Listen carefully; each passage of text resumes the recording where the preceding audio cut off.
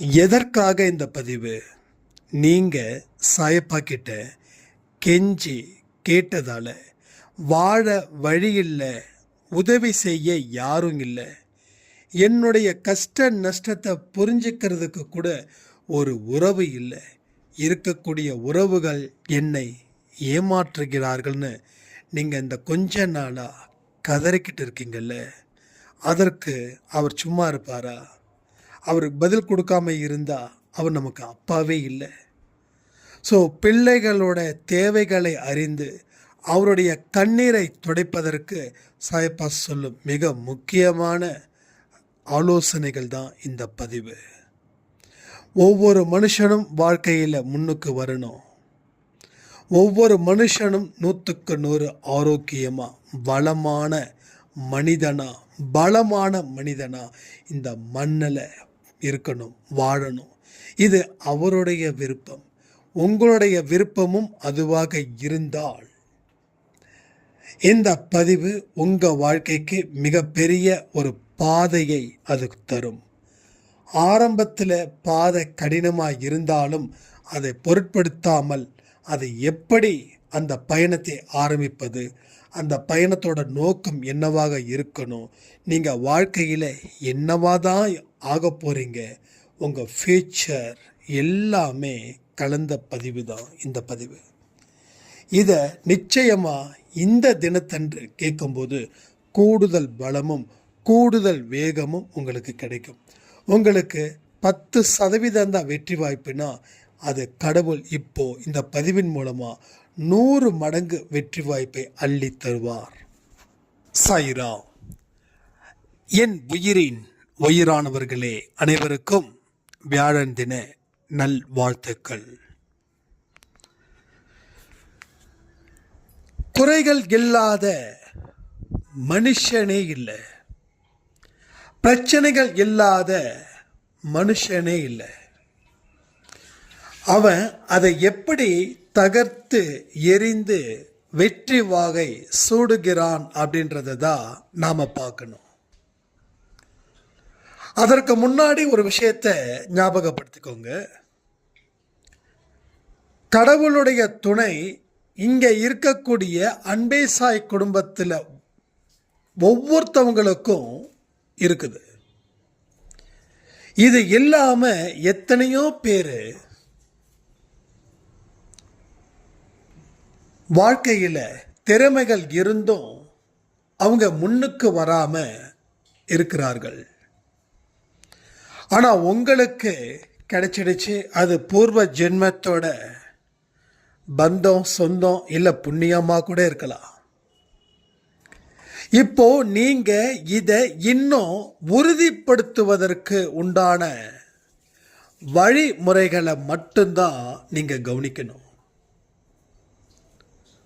உங்களுடைய ஒவ்வொரு எண்ணத்திலும், உங்களோட ஒவ்வொரு சொல்லிலும், உங்களோட ஒவ்வொரு செயலிலும் நம்ம அன்பே சாய் அப்பா இருக்கிறாரு அப்படின்றத உறுதிப்படுத்தும் வண்ணமாக உங்க வாழ்க்கையை நீங்க மாற்ற வேண்டும்.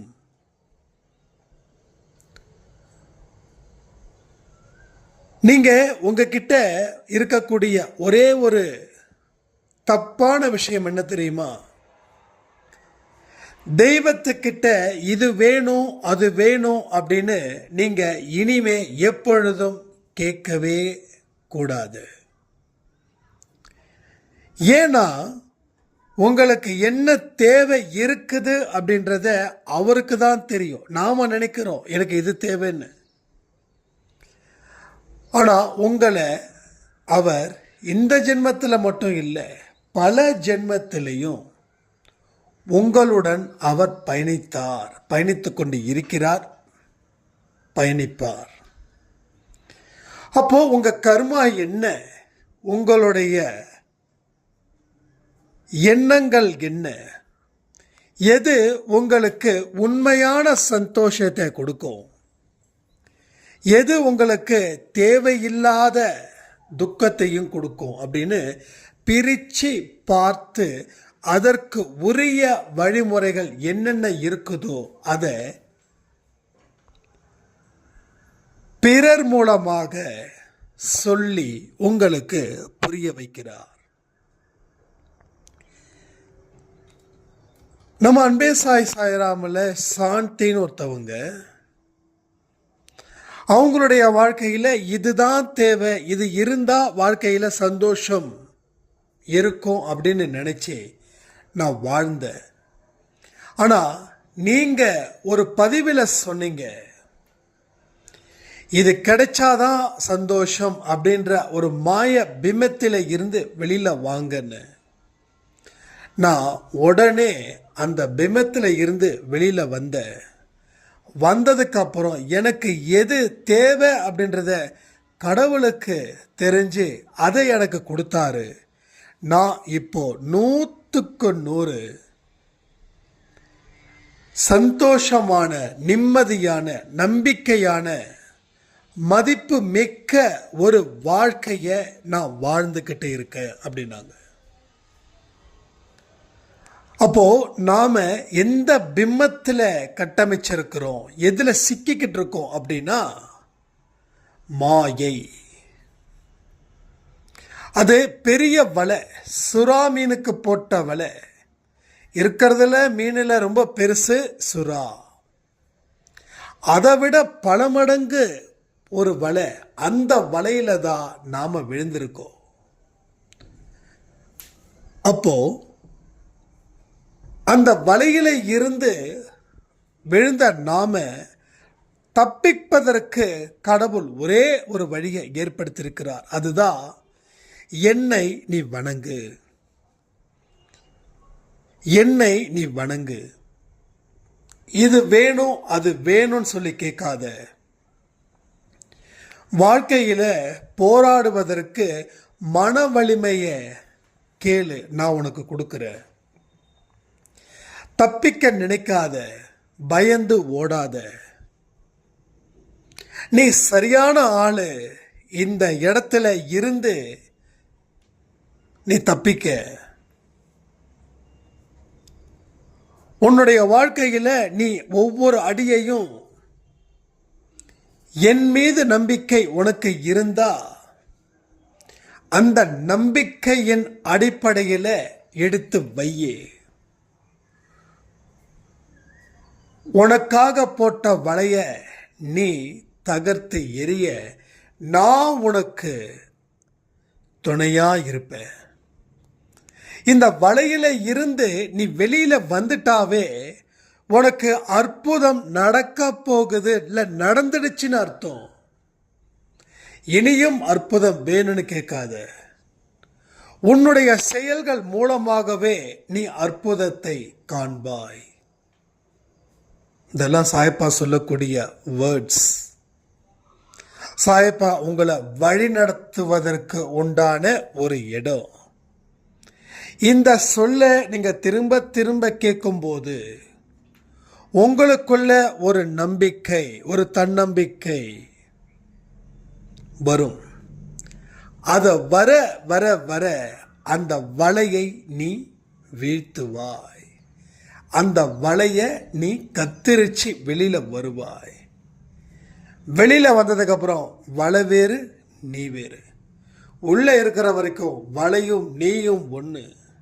நீ என்ன செஞ்சாலும் அந்த வலை உன்னை தடுக்கும். இப்போ வலையை பிரிச்சுக்கிட்டு வெளியில் வந்துட்ட. இனி அந்த வலை உனக்காக வீசப்பட்டது. இனி வேறு ஒருவருக்கு அந்த வலை பயன்படும். இனி உனக்கும் அந்த வலைக்கும் சம்பந்தம் இல்லை. உன்னுடைய அனுபவத்தை வச்சு இனி எந்த வலையிலையும் மாட்டாம உன்னுடைய வாழ்க்கையை மட்டும் பார் அப்படின்னு சொல்லக்கூடிய வார்த்தைகளுக்கு உண்டான விளக்கம்தான் இது. அப்ப சத்தியத்தின்படி என்னுடைய வாழ்க்கையை வாழும்போது என்னுடைய புத்தியும் என்னுடைய எண்ணமும் என்னுடைய செயலும் நேர்மையாக இருந்து அது கடவுளுக்கு மகிழ்ச்சியை தந்து கடவுள் என்னை தூக்கி நிறுத்தி வைத்து என் தோளுக்கு மாலையை பிறர் மனிதர்கள் மூலமாக இட்டு என்னை மதிப்பானவனாக மாற்றுவார். என்னைக்குமே நீங்க தோற்று போக போவது இல்லை. உங்களை தோற்கடிக்க எவனாலையும் முடியாது. அது உங்களால மட்டும்தான் முடியும்.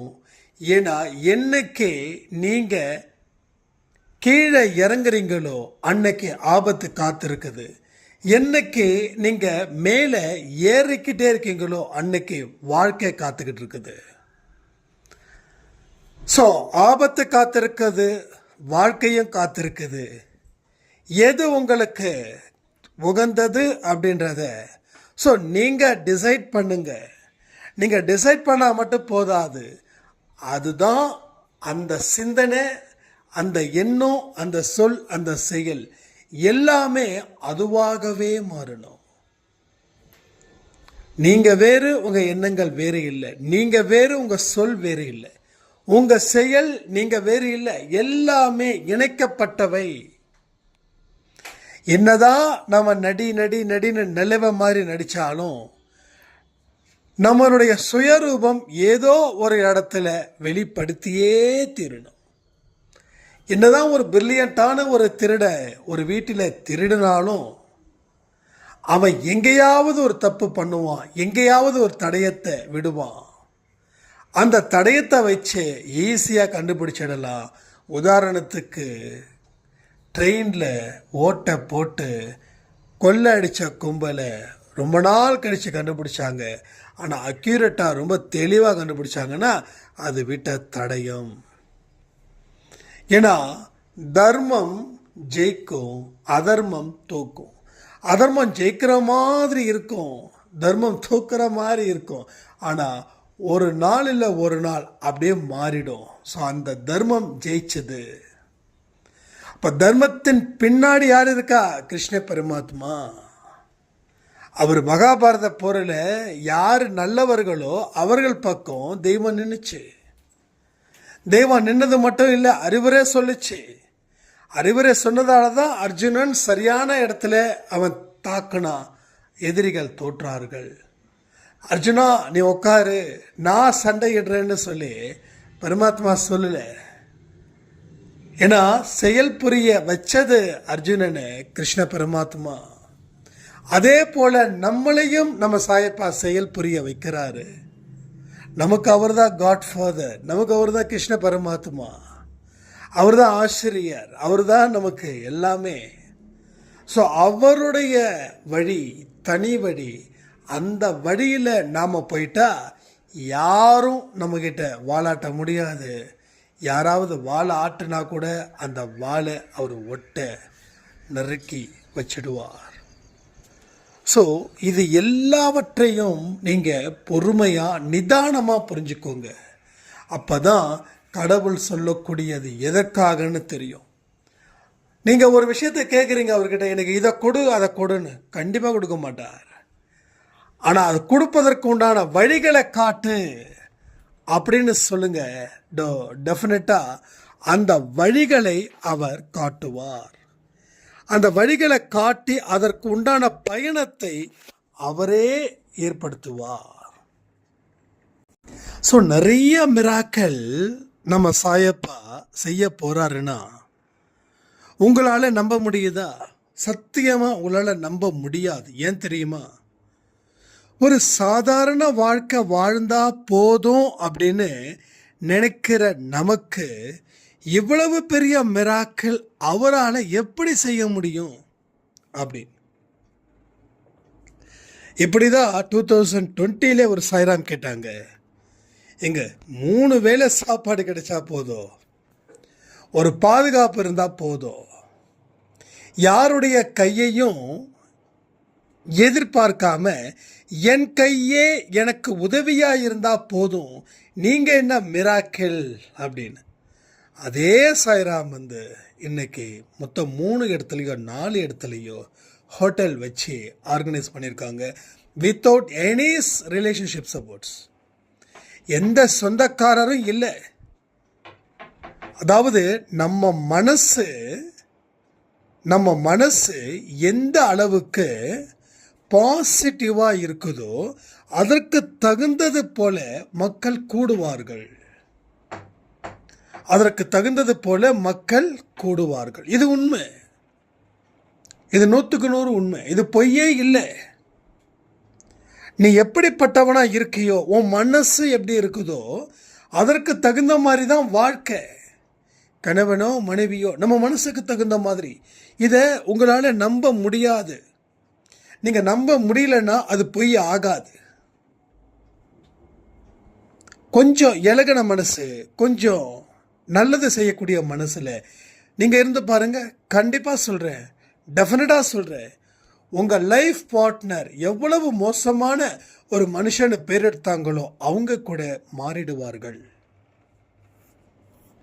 ஸோ திங்க் ஆஃப் பாசிட்டிவிட்டின்னு சொல்கிறதுக்கு காரணம் இதுதான். நாம் தெளிவாக இருந்தாலும் நம்ம கூட இருக்கிறவங்க தெளிவாக இருக்க வாய்ப்பே இல்லை. அப்போ நம்ம கூட இருக்கிறவங்க தெளிவாக இல்லாதப்போ அது நமக்கு கம்ஃபர்டபுளாக வராது. ஒரு விதமான சோர்வு, ஒரு விதமான கோபம், எரிச்சல் எல்லாமே வந்து சேரும். அப்படிப்பட்ட சிச்சுவேஷன் தான் இங்கே இருக்கு. அப்போது நீங்கள் பாசிட்டிவாக மாறினா உங்கள் சுற்றி இருக்கக்கூடிய ரிலேஷன்ஷிப் பாசிட்டிவாக மாறும்.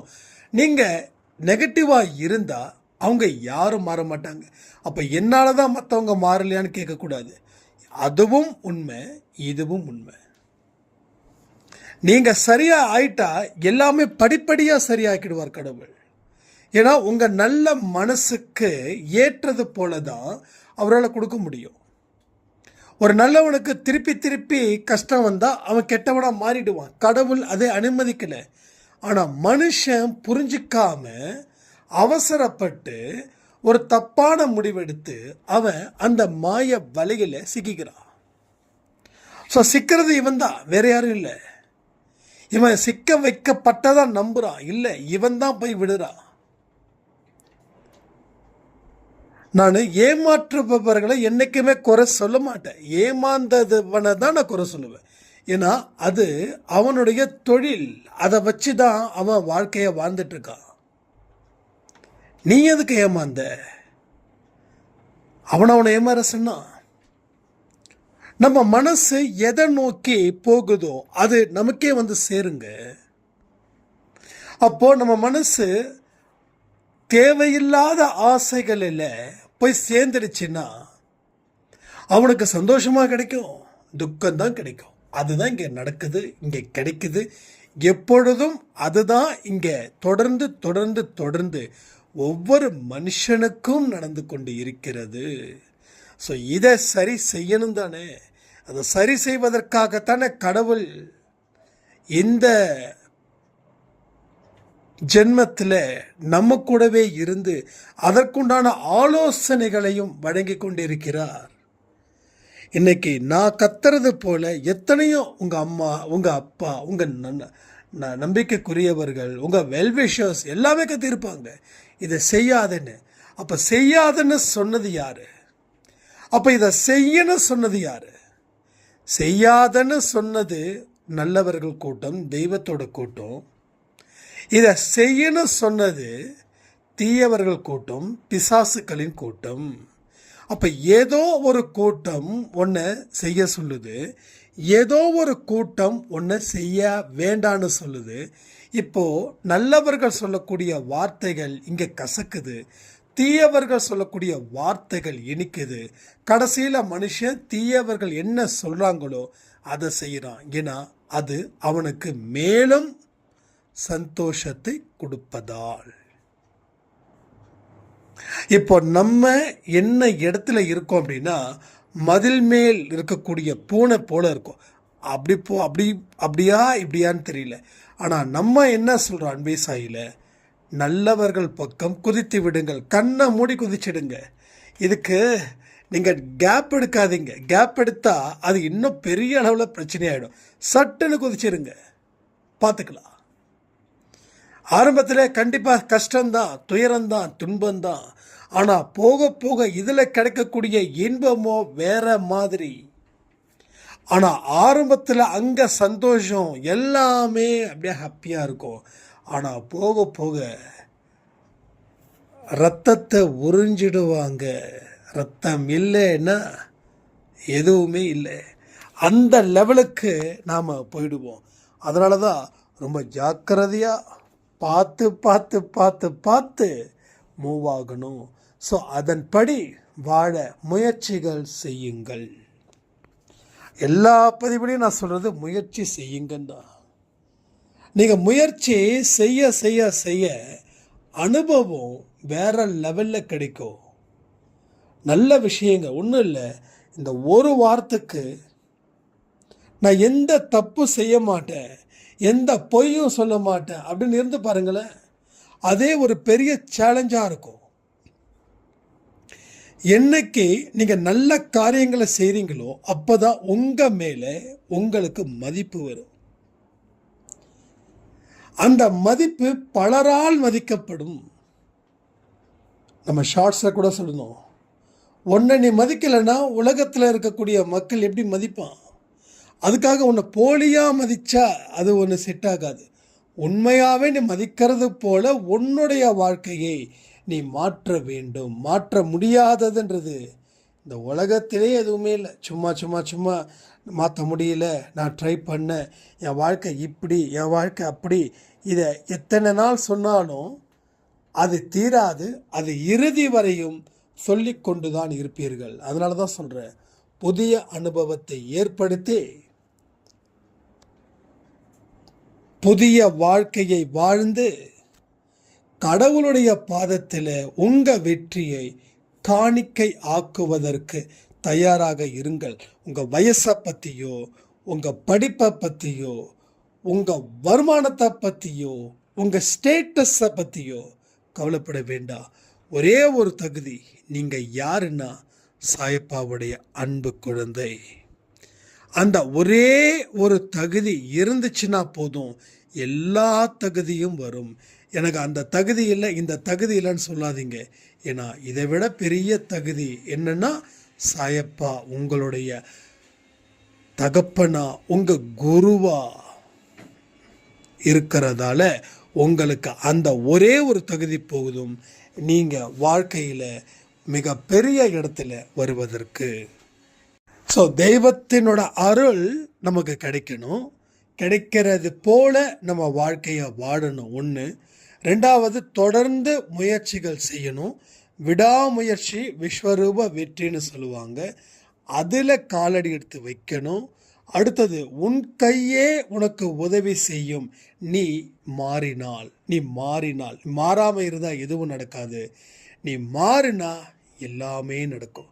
ஸோ எல்லா விஷயத்தையும் சரி செய்வதற்காகத்தான் இந்த மனித பிறவி என்பதை மறவாதீர்கள். ஒவ்வொரு வியாழக்கிழமையும் கோயிலுக்கு போகிறீங்க, சாயப்பாட்டை கேட்குறீங்க. அதை தாண்டி மனசில் ஒரு ஆதிக்கத்தை நீங்கள் செலுத்துங்க. அந்த ஆதிக்கம் என்ன தெரியுமா? உன்னால் முடியும், உன்னால் முடியாதது வேறொருவரால், உன்னால் முடியாதது வேறொருவரால் எப்படி முடியுன்ற ஒரு சவாலான கேள்விகளை கேட்டுக்கொள்ளுங்கள். அந்த கேள்வியே உங்களை செயல்பட வைக்க ஆற்றல் மிக்கதாக மாறும். உங்கள் வாழ்க்கை அற்புதமானது. இப்பயும் நான் சொல்கிறேன், எப்பயும் நான் சொல்லுவேன், எந்த ஜென்மத்தில் நீங்கள் என்கிட்ட கேட்டாலும் வாழ்க்கை அற்புதமானது, வாழ்க்கை அழகானது, வாழ்க்கை அதிசயமானது, வாழ்க்கை ஆனந்தமானது, வாழ்க்கை பலமானது. இதில் என்ன தப்பு இருக்குது? மனுஷன் சரியாக வாழலைன்னா இது கிடைக்கல.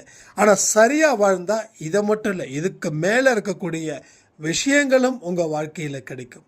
அப்போது நம்ம உணவுக்காக கஷ்டப்பட வேண்டாம், பாதுகாப்புக்காக கஷ்டப்பட வேண்டாம், ஐயோ வறுமையாக அப்படி இருக்குது அப்படின்னு நினைச்சே பார்க்க வேண்டாம். அத்தனையும் உங்களுக்கு தொடர்ந்து உங்கள் வாழ்க்கையில் வரும்னு சொல்லி இந்த பதிவை நான் முடிக்கிறேன். ஜெய் சாய்ராம்.